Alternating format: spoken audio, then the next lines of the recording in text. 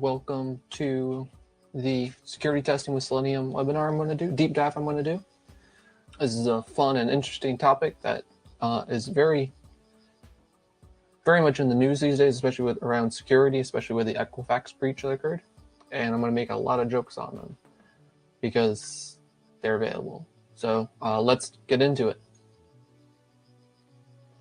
So obviously we're talking about security testing with Selenium, and this does have an interactive Q&A session. If you start off your question with square brackets and live in the middle of it, I'll bring you into the webinar live, and it's pretty easy to use, so you can have actual interactive Q&A sessions instead of just mindless questions. Next week, I'm going to be updating my website. So under the same URL, lazycoder.io/webinars, up at the very top is going to be an option to vote for upcoming webinars, which will be really cool and get more involved with the community and delivering the stuff you want to see. Probably sometime in January, there will be more Windows-related webinars. I'm buying a Windows machine here shortly, just to help out with that. So, diving into security testing. The whole purpose of doing security testing is to not pull an Equifax. See, I told you I was going to make a lot of jokes on them. And there's a free open source tool that's called OWASP Zap Attack Proxy. And it's very similar to the browser mob proxy. And obviously that's a very long name, so it's generally just referred to as the Zap, OWASP Zap. And it, as I said earlier, it works just like the browser mob proxy, and it intercepts all the different requests that you can send to it, or it's a standalone tool. You can use it just as itself to do attacks on your own website. But since it also works as a proxy, you can actually run it as a proxy and send your Selenium scripts to send it all the different pages for it to inspect. And I found out it doesn't play well with Macs. There's a whole lot of documentation that's on how do you configure it properly to get it working with a Mac, which I got some of it to work, but pretty much all of it just failed for the most part. There's this other option that they actually built out, which is the Zap Baseline Scan, which is a Docker container, which let me pull it up here. Don't have it, whatever.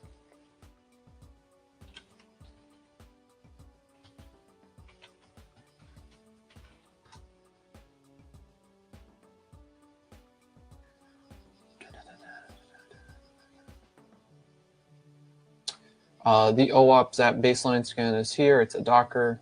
It's an extra little Python file. But you can run it in Docker, which will make it a whole lot more reliable.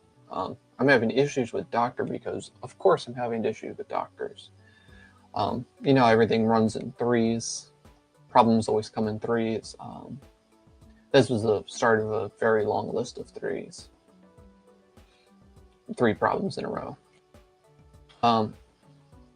Anyways, there's a Docker option.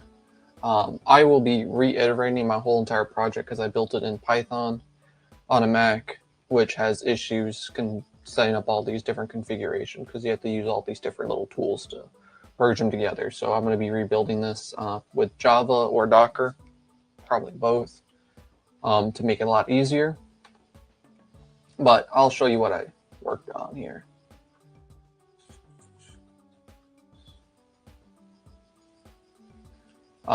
So here's the whole entirety of the file. Whole lot of stuff happening here. Minimize a lot of the stuff that's not needed. So down here is the main portion of the test. This is where you would connect to Firefox, setting up a proxy, then passing the proxy information to Firefox, and then starting up the site crawler class. Let me minimize that. Just a lot of code there. So here it will set up a whole bunch of different queues. But what's really cool here is the different options you have. So here it's going to remove any outside links when it starts scanning your site. This is just a basic site crawler with a whole lot of fancy stuff associated with it. Removing any URL parameters, which you can specify as well. Removing any duplicates that are in the list to add. So site scanners work by finding all the links on your page, navigating to one, and then finding any new links, and then adding them to the list of the queue that's going to be going through. So here, all these different steps is going to be removing certain things that we don't want. Obviously, outside sites, the URL parameters. If there's different pages that are essentially just different URL parameters like pagination, you can remove it this way. Removing duplicates, so we don't have to come do a long list of compares if it's just a bunch of duplicates. If it's already in the queue, obviously don't add it to the queue if it's already there. And if we've already been to it, obviously we don't want to go there.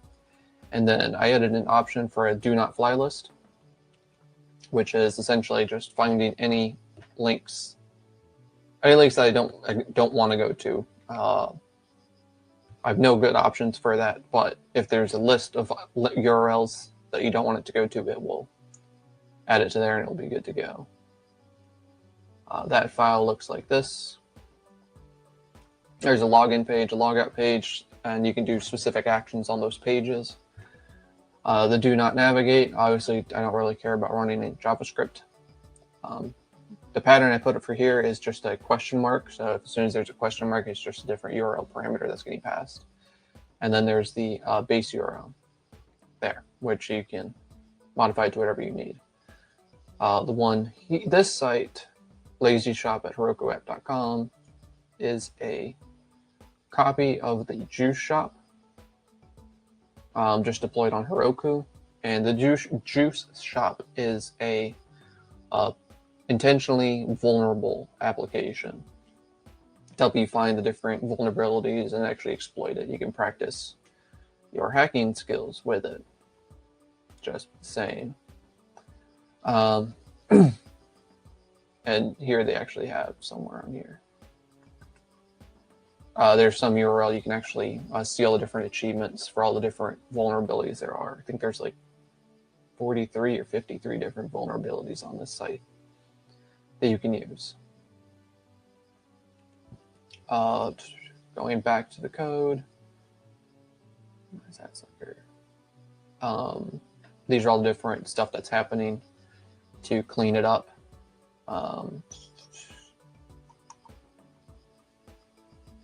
That's the short summary of it.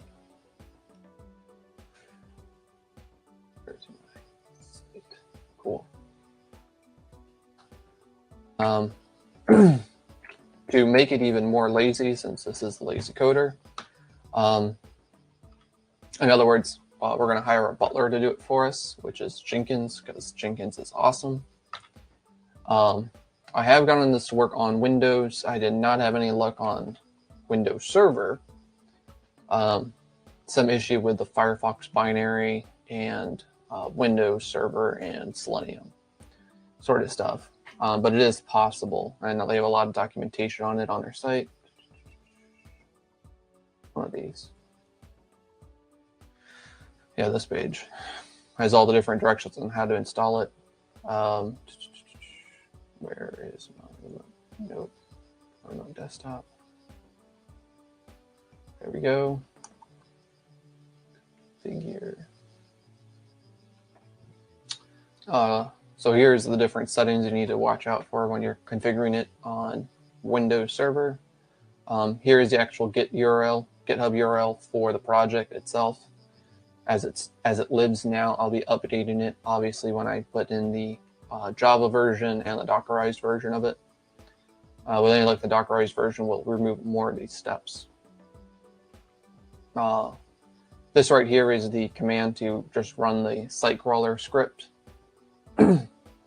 And then there is a Zap plugin that allows you to, Zap plugin for Jenkins that allows you to configure everything for you. You obviously have to put in where it is running and what port it's running on. You want to specify that it runs as a pre-build step, so it turns on the proxy server before it starts running the tests. Then you have to do a whole bunch of configuration. Here you have to specify an environmental variable that you have created yourself. I intend to update this project with a different script to automatically install it for Windows and Macs and Linux, because it takes a lot of different settings.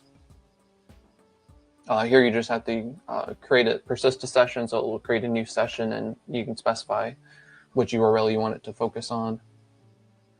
Here you have to add up a context for the session. Again, there's a whole lot of configuration around it. If your site has authentication, here you can specify the different authentication parameters. So a username and password, a logged in indicator, which would be like a cookie that exists, PHP session ID or something like that, to indicate you're logged in. And you can either do form-based or script-based authentication. Form-based is if you try to get to a protected site on your website and it pops up with a login form, you will put in this top field. This top box is for what that URL looks like. And then the username and password parameters are going to be the different parameters that are getting passed in the post request. So you just copy those into it. And then the extra post data, if there's any other data that you need to actually get in. Then you can actually have the Jenkins build actually do an attack on your site, and that is the active scan, and you have to set a policy, which is the default policy, and obviously make it recursive so it does it on all the different pages. That will enable it to attack your site, which is really cool. When you do the default policy, it's going to do every last sort of attack it possibly can. So it's going to take a very long time. I recommend you do it for like once a week, typically on the weekend. The last time I built this out was a few months ago, and it was about an 8-hour process to actually do all the different attacks on a fairly large site. Obviously, then generate the reports. Just a terrible file name there. Then obviously just get at the reports and put it into the Jenkins build. Information that's saved later. Nope, that's not how I get to it. Workspace, tab. Nope.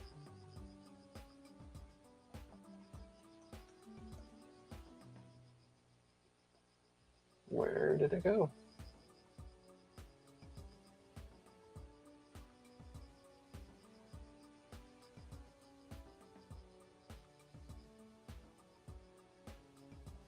That's a test suite. Okay, awesome. Well, there was a sample report there that did exist.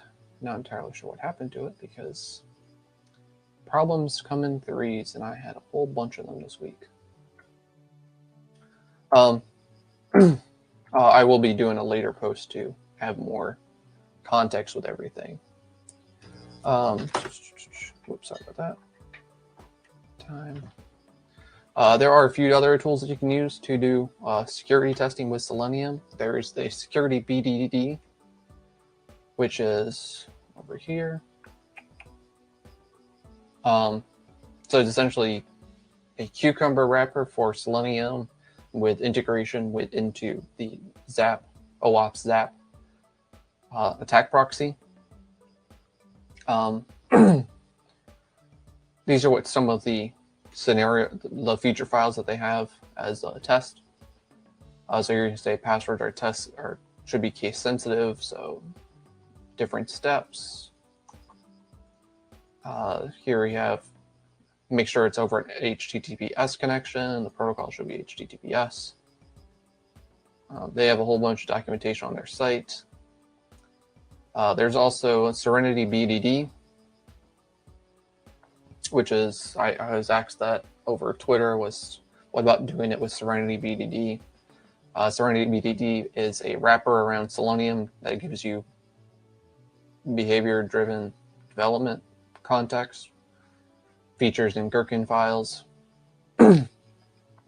which my whole thought process around that is BDD is all about getting business development and quality assurance teams to be working together and talk together when they're building out new features. And my whole question is what stories that need to be written for that. So what features need to be built for security is just to not pull an Equifax. Like any security testing should not actually be in a BDD scenario. That is all pure tech. It should just be, our site should not be vulnerable to attack by the known means. Obviously, if there's a zero-day attack, you can't really prevent that, but if there's vulnerabilities, you should fix them. Like you should not be able to do SQL injection into your username. That's my whole rigmarole on that. Where is nope? Come on. Let me open up my whatever it was. There it is. So here's the GitHub URL for the the Python version of this security testing. It will be updated to probably Java to make sure it works. There's issues with it running in Python and Max and all that other fun stuff. So I'll be working on it the following week to fix it up and clean it up. I mentioned it once earlier, but there was a personal matter that came up that was unforeseen and has to be taken care of. So I was unable to focus all my dedicated time on getting this presentation ready. So at this time, if you want to look someone up the Q&A, go back to that slide. You start your question off with live, I'll actually bring you into the webinar live. So let's go over there and see if there's any questions. Oh, one of the achievements for the Juice Shop is actually finding the achievements page. Yeah, couldn't remember that part, but I know it was there somewhere.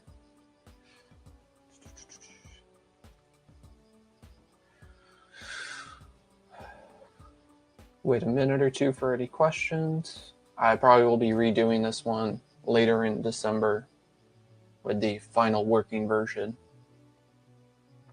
for all the different platforms or whatever platforms does work.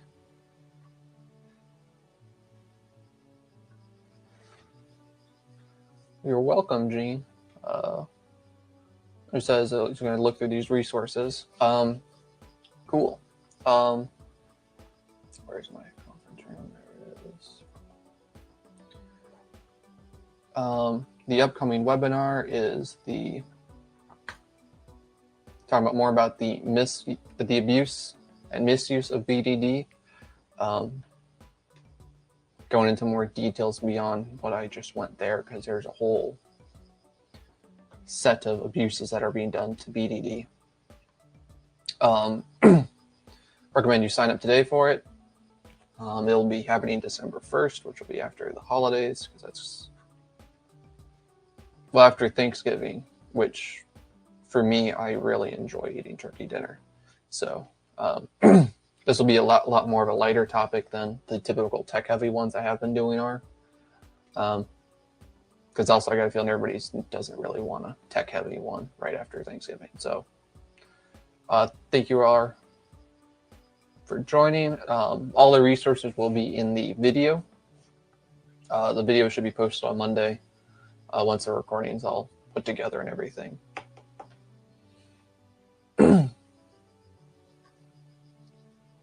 And if that's it, I will wrap this up. I'll give it another minute though.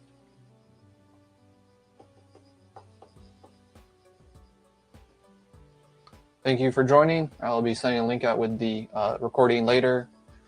Next week, there's going to be the whole brand new version of the Lazy Coder site, and all these webinars are actually going to be embedded into my site, along with the voting for the upcoming webinars and which ones are actually going to be queued up.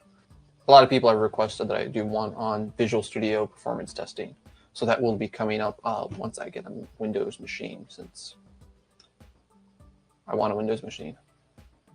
Cool. Thank you all for joining. Have a great day and a great weekend.